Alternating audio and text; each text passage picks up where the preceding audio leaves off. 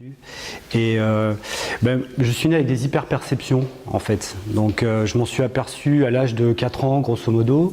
Ma vision du monde est complètement personnelle à ce que moi je reçois comme type d'information, et donc j'ai très rapidement vu qu'il y avait un décalage entre ce que je percevais et ce que les autres percevaient du monde. Pas tellement en termes de communication évidemment, parce qu'il n'y a aucun souci par rapport à ça, mais plutôt en termes d'analyse des choses ou des comportements sous-jacents à certaines personnes qui par exemple me disent quelque chose et je vois une autre part d'elle-même qui me raconte autre chose, etc. Donc j'ai commencé à mettre le doigt sur ces phénomènes-là assez rapidement. Je vous passe toutes les tonalités du vivant qu'un être humain peut rayonner, hein. Je ne vais pas trop rentrer là-dedans parce que je ne veux pas rentrer dans le fantasme des différentes couches de lumière, etc., des auras, etc. Pour moi, c'est une évidence, mais c'est tellement une évidence que c'est complètement adapté à mon univers. Okay ? Donc ça veut dire qu'il n'y a aucune espèce de différence comportementale entre la façon dont j'ai appris à coopérer avec les personnes au quotidien et les hyperperceptions qui sont calées dans mon monde. Et moi, j'en ai forcément une utilité très personnelle. Voilà. Donc aujourd'hui, c'est à travers ce que je perçois de la vie que je communique avec les personnes, donc tant dans mon métier de tous les jours, et qui est donc d'aider les personnes en difficulté, soit dans leur trame de vie, soit au niveau plus physio-énergétique sur certaines pathologies chroniques, c'est ce qui m'intéresse le plus. Et évidemment, depuis pas mal d'années, j'anime des séminaires et pour des personnes qui ont vraiment envie d'emmener une autre compréhension de l'existence. Déjà, tout d'abord parce qu'elles sont en panne dans leur existence, hein, évidemment, ça ne s'adresse pas à des personnes chez qui tout va bien, et qui ont envie d'essayer de comprendre ce qui se passe derrière et qui anime le monde du vivant. Alors ce que je vous propose aujourd'hui, c'est juste ma vision des choses. Je n'ai pas dit qu'elle était mieux ou moins bien qu'une autre, c'est simplement la mienne que je peux partager. Je ne sais pas si vous avez déjà eu l'occasion de voir les conférences en ligne qui me concernent. C'est assez particulier. J'ai bien conscience que les niveaux de perception des uns et des autres sont vraiment très très différents. Mais aujourd'hui, je vais vraiment vous partager comment je conçois l'humain, le système énergétique et dans quel cadre il s'intègre.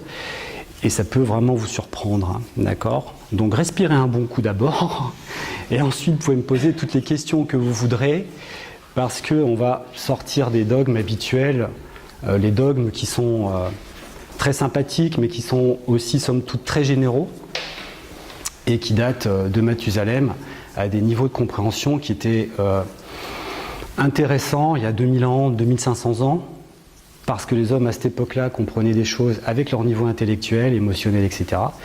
Mais le monde a tellement changé, évolué, qu'on ne peut pas en rester là en fin de compte. Il y a beaucoup de personnes comme moi qui témoignent d'autres réalités, hein. Donc faut le prendre comme un témoignage, d'accord ? Pas autre chose, pas un nouveau dogme ou quoi que ce soit. Mais c'est vrai qu'on va attaquer d'une manière un peu particulière toutes les croyances et surtout le tri des systèmes qui nous animent en sous-jacent. Ça, c'est important.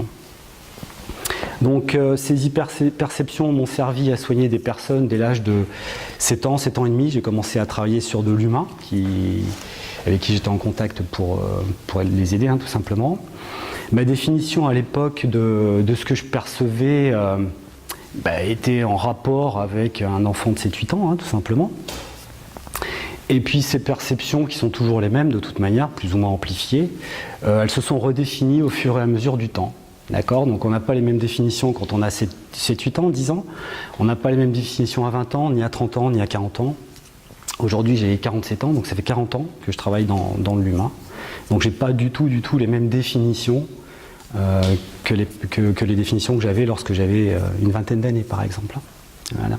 Donc ça mûrit, ça veut dire que chez chaque individu, une définition du monde à un moment donné, elle peut bouger, voire même voler en éclats très très rapidement. Voilà. Donc ensuite, dans mon parcours, j'ai un parcours scolaire classique jusqu'au bac. J'ai rencontré des personnes qui m'ont aidé à l'âge de 10-11 ans, des personnes qui étaient dans l'énergétique, des acupuncteurs, magnétiseurs, des radiesthésistes, qui ont pu m'aider à mettre des mots sur des perceptions, Ils ont aussi beaucoup fait d'expériences sur moi, évidemment, parce que ça les intriguait. Donc c'est une collaboration très très intéressante et qui m'a aidé à me construire un petit peu. C'est là où je me suis également aperçu que les dogmes enseignés à cette époque-là, qui étaient des grilles de lecture, et elles étaient un petit peu trop serrées pour beaucoup de personnes, et puis particulièrement pour moi qui voyais vraiment autre chose que ce que le dogme enseignait. Les couleurs des chakras, pour moi c'est pas du tout ça, par exemple. Les différentes radiations qui vous composent, je vais vous en donner une petite teneur. Mais c'est pas très scolaire ce que je perçois, hein, d'accord ? Donc ces gens-là avaient bien conscience que c'était pas du tout scolaire. Ils ont respecté ça du coup, donc ce qui a pu faire qu'on a collaboré plus avant. Et puis les années se sont passées petit à petit. J'ai suivi un cycle aussi avec des écoles asiatiques de médecine traditionnelle chinoise et vietnamienne, où dedans sont incorporés le Qigong, le travail énergétique à distance, le Qigong médical pour ceux qui connaissent, et puis les arts martiaux évidemment, parce que pour eux c'est un pack en entier. Donc j'ai fait un circuit de 15 ans dans ce système, d'entraînement tous les jours quand même, donc c'est pas 15 ans et puis on s'entraîne de temps en temps seulement. Après, à 20, 22 ans, j'ai commencé tôt avec les Asiatiques, hein, c'était à l'adolescence, avant l'adolescence. Je me suis dit que j'irais bien voir du côté de l'ostéopathie, hein, quelque chose d'un peu plus occidentalisé, ce qui m'a permis de pouvoir coopérer avec d'autres personnes d'une autre manière. Et c'est vrai que la carte médium, tout le monde le savait, je travaillais beaucoup à ce niveau-là, mais on pouvait moins l'expliciter que maintenant. Il y avait beaucoup plus de soucis par rapport à ça, et je m'en suis aperçu aussi à cause d'autres choses qui étaient pas de l'ordre du phénomène social ou du phénomène toléré par les gens, mais c'était plutôt ce que les gens attendaient. À cette époque-là, il y a 20-30 ans en arrière, on attendait d'un médium qui tire les cartes et qui prédise l'avenir. Or, c'est pas quelque chose que j'aime faire, parce que prédire des choses pour des personnes, c'est les programmer à aller vers ces choses. Alors il y a une interférence un petit peu trop forte dans le destin des gens. En tout cas, c'est pas mon truc que de mettre ça en avant. Okay ? Les possibilités de prédiction, elles peuvent se faire lorsque je vois un jalon qui va créer un gros problème et éventuellement mettre en garde ou préparer la personne à affronter quelque chose, mais pas lui dire à sa place tu vas vivre ça, il y aura ça pour toi, il y aura telle personne, ça marche pas du tout comme ça. Ok ? Donc voilà. Les hyperperceptions, c'est hyper, hein, tout simplement. Donc il y a beaucoup de choses que j'ai dû trier énormément. Des portes que j'ai dû fermer aussi, parce qu'il y a beaucoup de choses qui ne m'intéressent pas. Dans cette salle, par exemple, il y a une convergence énergétique colossale. Et puis il y a plein de mondes superposés en même temps. Il y a le monde que vous représentez, puis il y a plein d'autres mondes en même temps. Donc pour être tranquille, je ferme les portes à d'autres mondes, comme ça on est ensemble, hein, d'accord ? Et ça, ce sont des choses qui s'ouvrent et qui se ferment, en tout cas que j'ai dû apprendre à ouvrir et à fermer assez rapidement. Déjà pour ma propre sécurité psychologique. Voilà. Alors c'est une conférence, mais je préfère que ce soit interactif, parce que ce qui est important pour l'ensemble des personnes que j'ai rencontrées, c'est pas tellement qu'elles collent à un dogme nouveau, une nouvelle croyance, mais plutôt que ça puisse répondre à une réelle interrogation. Et je pense que c'est ça qui fait qu'on peut bâtir autre chose de nous-mêmes quand on a des vraies réponses. D'accord ? Parce qu'autrement, tout le monde tourne en rond avec des dogmes, des croyances, on essaie de s'y coller, mais ça ne marche pas, alors pourquoi ça ne marche pas, qu'est-ce que j'ai fait de mal, etc., etc. Et ça, ce sont des choses que je rencontre au quotidien, déjà dans mes consultations et dans tous les stages que je fais depuis 20-25 ans. Il y a toujours les mêmes choses, les mêmes problématiques qui reviennent. Donc 20 ans plus tard, leurs croyances sont encore plus ou moins actives à l'intérieur de ces personnes. Elles s'aperçoivent qu'elles sont en échec de tout ce qu'elles ont pu faire sur 10-20 ans au niveau de la spiritualité. Et c'est le grand mot qui est posé par tout le monde. Dès qu'on parle d'autre chose que du visible, on parle de spiritualité. Et là, ça veut tout dire et rien dire. Ça veut dire qu'effectivement, il y a autant de problèmes que de choses intéressantes dans ce domaine-là.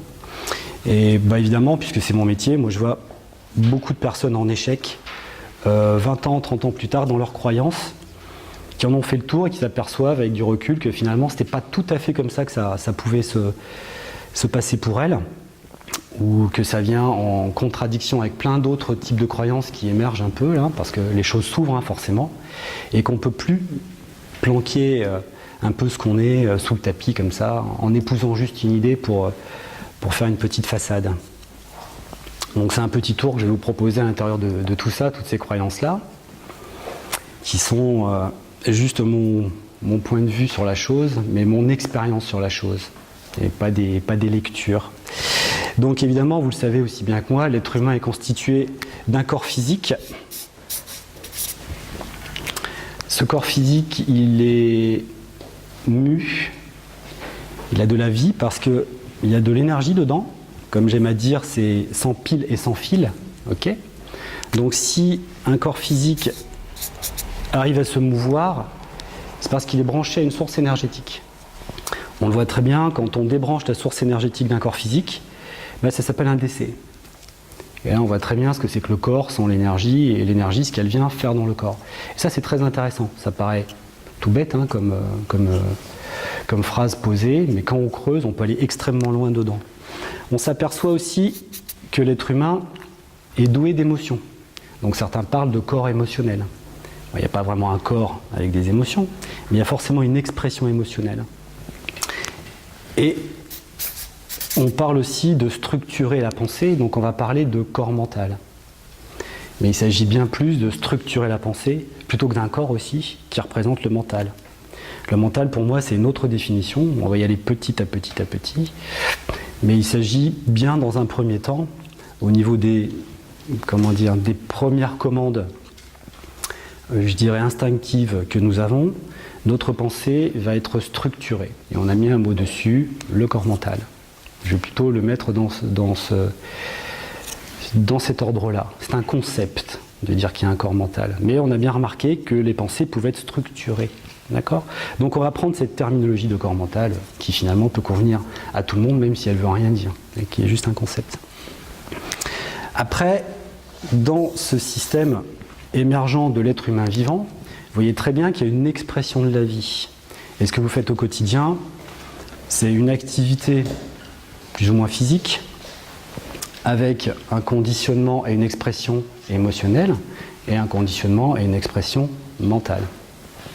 L'ensemble de toutes ces sphères en même temps, de tous ces étages, fait ce que vous exprimez dans la vie. On est totalement différents, mais quant à notre expression, mais on est également totalement différents quant à notre compréhension. Donc ça, c'est le premier point de repère que j'ai eu quand j'étais petit, c'est de voir que tout le monde comprenait uniquement à sa manière.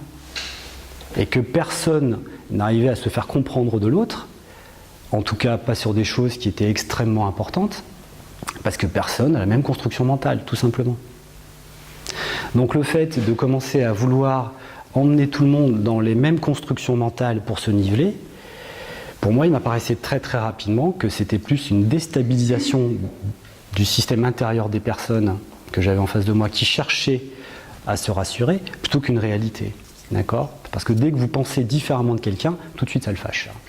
Donc je me suis trouvé très très rapidement en porte-à-faux par rapport aux dogmes et aux enseignements qui disaient que conjointement, quand on est avec quelqu'un, on est dans les mêmes, entre guillemets, dans les mêmes vibes, dans les mêmes énergies. C'est totalement faux. Pour moi, j'ai vu de la collaboration entre deux individus qui proviennent de deux univers différents, construits par des niveaux de fonctionnement extrêmement différents et qui arrivent à un moment donné à s'accorder. Voilà ce que j'ai vu. Donc j'ai dû poser l'humain plutôt comme ça, plutôt que on va tous avoir le même costume en fait, le même uniforme pour aller à l'école avec les mêmes petites chaussures, les mêmes petites soquettes, et comme ça tout le monde est content. Et j'ai dû sortir très très rapidement, en tout cas refouler très rapidement ce modèle-là. Donc la croyance, elle n'est qu'en rapport avec ce qu'on est capable d'identifier et souvent ce qu'on n'est pas capable d'identifier, qu'on laisse un petit peu comme un terrain défriché, à défricher en tout cas, où n'importe quoi s'insère dedans, etc., etc. Et là, on rejoint le monde des constructions. Oui. Vous nous avez dit que c'était un peu interactif, en fait, je m'explique, mais pour pouvoir vous suivre, je pense d'avoir besoin de vous poser des questions régulièrement. Est-ce que ça vous dérange ? Non, si c'est à propos. J'espère que ça fera, parce que moi, je ne sais pas ça. D'accord. Ce que j'ai compris du dispositif jusqu'à maintenant, c'est que ce que vous avez perçu, c'est la difficulté d'un être humain à être totalement entier, c'est-à-dire à être aligné entre sa parole, son émotion, sa pensée, son action. Est-ce que je me trompe quand je dis ça? Alors, ce que j'ai perçu, c'est que ce qu'il croit d'être de lui-même n'est pas ce qu'il pense, en fin de compte. Pour être plus clair, un être humain, je vais reprendre des schémas que je fais très régulièrement, c'est comme un cercle, ok? Et ce cercle est constitué de votre vie. Donc, depuis que vous êtes né, ce sont des millions de secondes, en fin de compte. Vous avez vécu, seconde par seconde, des millions de choses. Donc, votre personne est impactée par des millions d'informations et d'expériences, soit que vous avez encodé, soit que vous avez déjà en pré-encodage, donc dans votre ADN. Hein. Donc vous naissez avec de l'acquis déjà, vous naissez avec de l'inné, et puis ensuite il y a des informations qui sont acquises au fur et à mesure du temps. Et tout ça, ce sont des informations qui sont complètement inconscientes. Seconde par seconde, depuis que vous êtes né, vous n'avez pas eu besoin de vous soucier de votre rythme cardiaque, ni d'aucune de vos composantes physiologiques. C'est vrai. Seconde par seconde. Donc la conscience au niveau corporel, zéro, hein, il n'y est pas. Et seconde par seconde, vous n'avez pas non plus eu besoin de vous préoccuper de tous vos mécanismes mentaux et intracellulaires mentaux, etc. Ça veut dire que la conscience, c'est tout petit par rapport à l'inconscience. Voilà. Donc ce que je veux dire, c'est que les personnes envoient une information consciente, mais ce que je perçois, c'est aussi le reste. Donc pour moi, il n'y a pas tellement de calage entre ce qu'elles croient, ce qu'elles disent et ce qu'elles font. Ce calage dont vous parlez, c'est juste un calage conscient. Ok ? Et pour moi, c'est pas exploitable. Parce qu'une personne, un individu, c'est à 90% inconscient. Ce que vous faites, ce que vous êtes, c'est dû à des processus qui se sont pilés à l'intérieur de vous, en termes d'information et de gestion de l'information. Et ensuite, cette expression, on est le totem, le substrat, complètement inconscient. C'est-à-dire que là, tout de suite, j'ai pas besoin de grand-chose pour tenir debout, et j'ai pas besoin de beaucoup de conscience pour tenir debout. J'émets juste une intention, celle-ci, et tout le reste coopère ou pas. Ok ? Mais c'est complètement à mon insu. C'est pas moi qui contrôle mon inconscience. C'est quasi pas possible.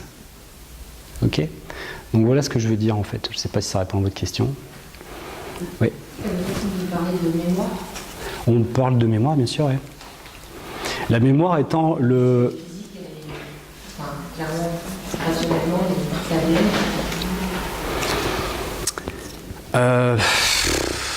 Là, on va déjà un petit peu loin, en fin de compte.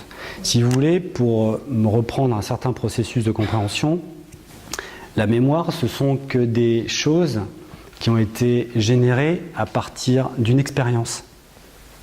Ok ? Donc une mémoire, c'est une expérience. C'est pas autre chose. On ne peut pas avoir la mémoire de quelque chose qui ne s'est pas passé, on est d'accord ? C'est une expérience. Donc ça veut dire que l'inconscient d'un individu, ce sont des milliards d'expériences peut-être. Alors dû à quoi ? Dû à votre expérience de vie, mais vous voyez bien déjà que vous êtes opérationnel dès la naissance. Ça veut dire qu'il y a déjà une mémoire préconstruite. Autrement, vous ne pourriez pas vous lever, bébé, marcher, parler, etc. D'accord ? Il y a une préconstruction. Vous n'avez pas été obligé de vous encoder pour la première fois de l'humanité le corps humain pour qu'il se lève. C'est déjà fait. C'est-à-dire qu'effectivement, il y a une mémoire qui concerne votre expérience de vie personnelle depuis votre naissance, et il y a une autre mémoire qui concerne avant votre naissance, qui est en tout cas branchée avant votre naissance. Et les deux conjointes donnent une expression. Et comme personne, seconde par seconde, n'a eu la même vie, entre vous et moi, il n'y a pas une seule seconde qui se ressemble, ni entre vous et entre aucun être humain de la planète. Si on prend chacune des secondes que vous avez vécues, aucun être humain de la planète n'a vécu la même chose. Ok ? Donc déjà, ça fait un totem sur une équation qui vous est complètement personnelle. Mais si en plus on parle de mémoire de laquelle vous provenez, imaginez bien que personne n'a eu vos ancêtres à vous déjà. Moi, j'ai pas eu vos grands-parents. Donc ça veut dire qu'aucune mémoire ne peut être identique. En termes d'expression personnelle, aucune mémoire ne peut être identique. C'est impossible. Rien que par cette démonstration, en fin de compte. C'est-à-dire que ce que vous exprimez ne vous appartient qu'à vous-même et à personne d'autre. Ensuite, dans cette espèce de banque de données, il y a des choses qui ont été emmenées au monde en termes de relation avec les autres. Donc il y a des mémoires collectives aussi. Comme vous, depuis petit, vous êtes construit sur votre expérience individuelle, mais qui est complètement liée à votre expérience collective, puisque vous existez dans un regroupement d'humains, en fin de compte. Seul, c'est impossible de vivre. Un être humain tout seul sur la planète, il n'a aucune raison de vivre. C'est le tissu humain ensemble qui constitue la vitalité d'un individu. Et un individu constitue aussi, en tout cas est une partie constituante, du tissu collectif. D'accord ? Donc quand on parle de mémoire, c'est un petit peu tout ça. Donc l'être humain est une expression inconsciente au quotidien et qui pour moi essaie de faire des expériences pour modifier des choses à l'intérieur de sa structure inconsciente en fin de compte. La façon dont vous vivez ou la façon dont vous percevez les choses est un modèle logique que vous avez, logique, par rapport aux mémoires qui vous encodent. Donc si ce modèle est logique par rapport aux mémoires qui vous encodent, vous ne pouvez pas prendre la logique de quelqu'un d'autre. Ce ne sont pas les mêmes mémoires, comprenez ? La seule chose qu'on peut, avec l'autre, c'est avoir une collaboration, une interaction intéressante. Mais en aucun cas, lui passer de l'information de force, ou lui faire comprendre comment vous fonctionnez, puisque déjà vous-même vous ne savez pas, d'une part, et qu'ensuite ce sont des milliards d'informations qui vous constituent. Alors quelle est la partie que vous voulez que l'autre voit de vous, c'est tout. Ça c'est de la communication, hein. On est un peu dans ce monde-là maintenant, mais c'est une partie visible de l'iceberg, et une toute petite partie. Mais avec ça on ne fait rien, on ne comprend pas l'humain. On peut donner des objectifs de fonctionnement, mais à l'intérieur ce qu'il y a, ça demande un autre regard. Okay ? Donc aujourd'hui, il est bien important entre nous de faire la différence entre ce que c'est que la conscience et l'inconscience, et surtout de mettre un vrai ratio, et pas de dire oui, je suis conscient de tout. Je vais vous décevoir, hein. Parce que c'est 100 000 milliards de cellules dans le corps qui fonctionnent à votre insu. Mais c'est vous, les 100 000 milliards, c'est pas le voisin, c'est pas moi. Et elles ne se confondent pas avec le parquet. Donc ça veut dire que votre entité humaine, c'est un ensemble de vous-même en fait. Il y a plusieurs vous-même à l'intérieur. Vous êtes possédé. Vous êtes habité par plein de parties de vous qui ont des priorités différentes. Et c'est là où je veux vous emmener en fait, c'est à commencer à considérer que vous avez plein de parties et pas qu'une seule partie. Et que la plupart des conflits qu'on a à l'intérieur de nous, c'est une confrontation avec les parties internes. D'accord ? Quand par exemple vous avez le petit vélo qui tombe dans la tête, le petit vélo qui fait que vos idées ne s'arrêtent jamais et que vous ressassez toujours la même chose tout le temps, c'est parce qu'il y a un conflit entre 2, 3 ou plusieurs parties qui ne se résout pas. Et émerge de vous cette sensation d'avoir un petit vélo qui fait que vous ne pouvez pas dormir, etc., etc. C'est parce qu'il n'y a pas de solution. Parce que s'il y a une solution, il y a une partie de vous qui est contentée et qui l'emporte, et vous retrouvez le sommeil, par exemple. Voilà comment ça fonctionne. Donc l'expression de l'individu, le modèle, très basique, il est devant vos yeux, il est ici. Ça veut dire qu'effectivement, reprendre toutes les connaissances spirituelles qui m'ont été inculquées par des gens qui m'ont beaucoup aidé, ça a été un gros travail pour faire le tri dedans, pour voir ce qui correspondait vraiment à l'humain, ou à ce que quelqu'un avait envie de passer en termes de message, mais qui lui convenait à lui. D'accord ? Donc j'ai très rapidement pu mettre en évidence que beaucoup de codification énergétique ou spirituelle n'était qu'un encodage qui arrangeait bien tout le monde à un moment donné, parce que le niveau en était là, tout simplement. Et qu'aujourd'hui, l'être humain, finalement, avec toute cette espèce de patrimoine pseudo-traditionnel qu'il a reçu, ben, il ne vit pas mieux, bizarrement. Il est toujours en quête de recherche. Or, si ce qu'on nous avait transmis était si formidable que ça, ben, il y a longtemps qu'on aurait fait quelque chose d'intéressant avec, ou en tout cas on le maîtriserait. Or, je ne vois pas que les personnes qui sont devant moi déjà dans cette assemblée, ou dans les stages, ou dans la vie de tous les jours, n'aient tiré vraiment un réel profit de ce qu'on nous a emmené. Je vois plutôt des personnes qui essayent d'émerger à autre chose, à naître à autre chose d'elles-mêmes, de beaucoup plus intéressant que ce qu'on nous a vendu pendant des siècles, en fin de compte. La partie émergente de l'humain qui est devant moi aujourd'hui, elle est comme ça. Donc je ne veux plus ramener les gens sur des dogmes qu'ils ont déjà expérimentés, hein, du reste, dont certains d'entre vous ont déjà fait le tour, et dont vous avez peut-être besoin de sortir, justement. Alors évidemment, moi je me positionne plus à pouvoir collaborer avec des personnes qui ont besoin de faire une transition, plutôt que des personnes qui ont besoin de garder du traditionnel. Et le traditionnel est super intéressant, mais il y a un très très gros tri à faire en fin de compte. Et quand on n'a vraiment pas envie de s'embêter sur une notion, on la catalogue traditionnelle, et comme ça on n'a pas besoin de réfléchir. Okay ?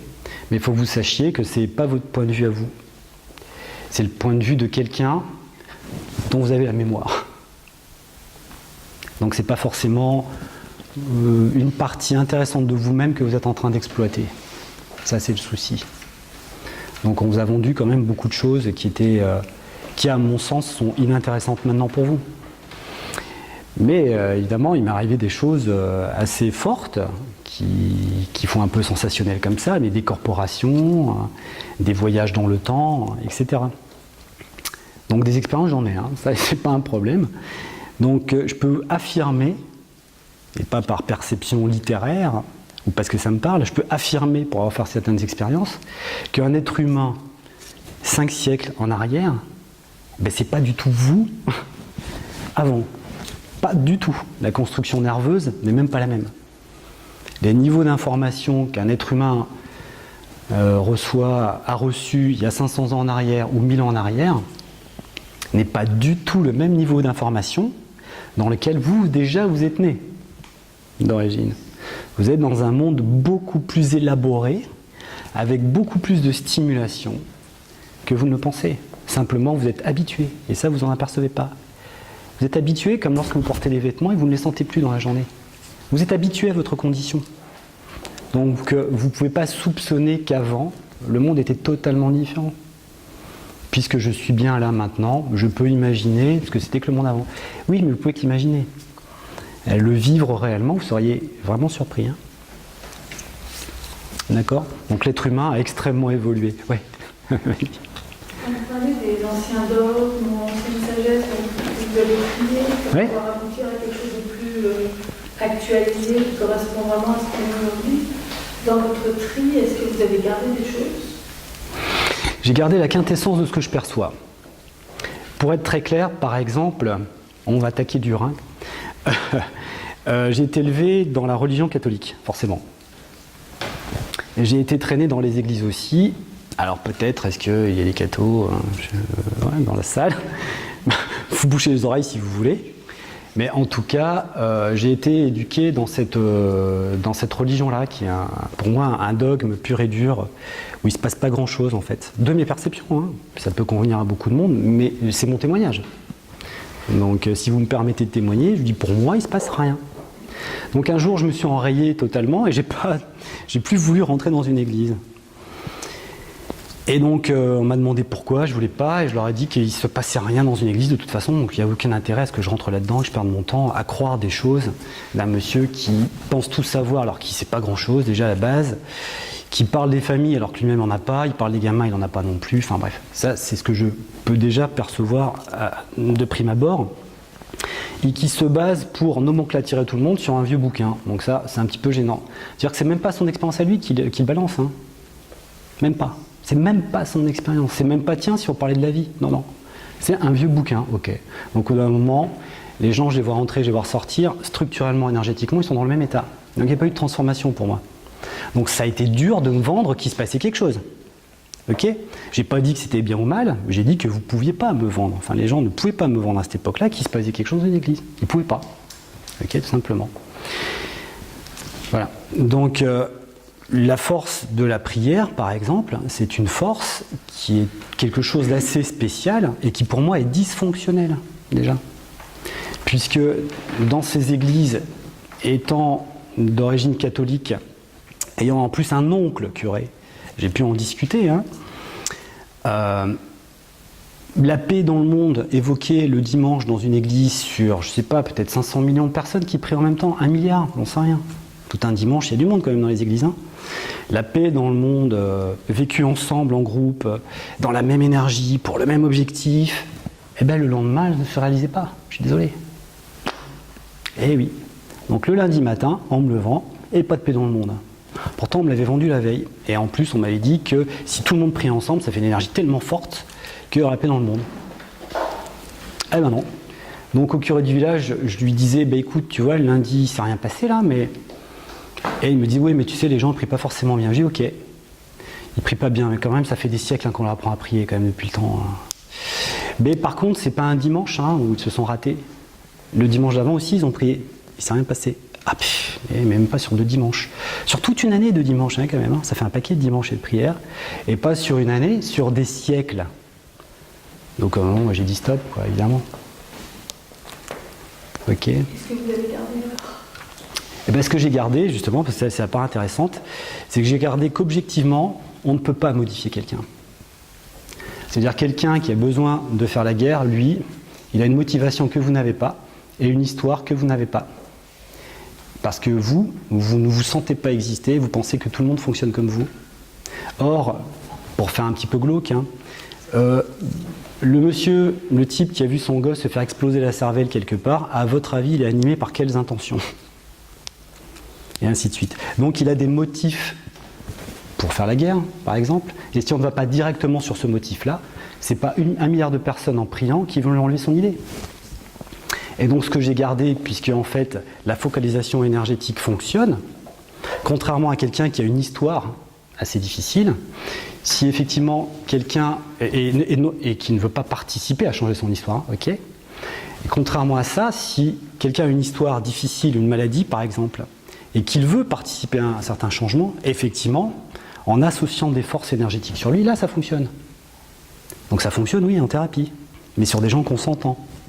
Sur des gens qui disent, ok, je pose ça, je veux bien, j'ai besoin d'aide, je veux bien bouger quelque chose. Et là, ça fonctionne.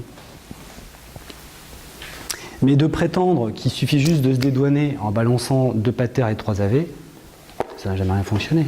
1 milliard de personnes en même temps, ça n'a jamais fonctionné. Donc vous voyez très bien que le système énergétique n'est absolument pas du tout celui qu'on croit, et qu'aujourd'hui, on a besoin d'être un peu plus consentant dans ce qui se passe, donc un peu plus responsable, plutôt que de se dire, ouais tiens, je vais prier ou je médite et c'est pour la paix dans le monde ou c'est pour le bien-être de l'humanité. Je vous rassure, on n'a pas besoin de vous, hein, ça ne marche pas. Vous pouvez arrêter de prier si ça vous prend trop de temps ou arrêter de méditer. Ça ne fonctionne pas comme ça. La méditation, au départ, de ce que je peux m'en souvenir, elle a été créée pour aller chercher dans ses propres structures gênantes, à la base. Elle a été créée pour identifier notre monde intérieur et aller voir ce qui gêne dedans. Elle n'est plus vendue comme ça depuis des siècles. La prière non plus. Donc en fait, en regardant tous ces dogmes qui faisaient partie de ma vie au quotidien, le catholicisme, le bouddhisme et d'autres, hein, religions majeures, mais j'ai pas vu grand-chose d'intéressant qui posait l'humain. J'ai vu des choses qui étaient dysfonctionnelles, mais qui utilisaient des propriétés fonctionnelles. C'est ça qui est assez épatant. C'est-à-dire que converger sur quelqu'un en énergétique, s'il est consentant, oui, ça marche. Notre monde intérieur, aller l'explorer, oui, ça marche. Donc il vaut mieux commencer à réhabiliter les capacités humaines, mais déjà d'une manière individuelle, et faire un peu le tri sur les dogmes. Comme ça, on perd beaucoup moins de temps et beaucoup moins d'énergie, plutôt que de participer à quelque chose de collectif qui est emmené par des gens qui n'ont pas de connaissances et qui ne fonctionnent pas.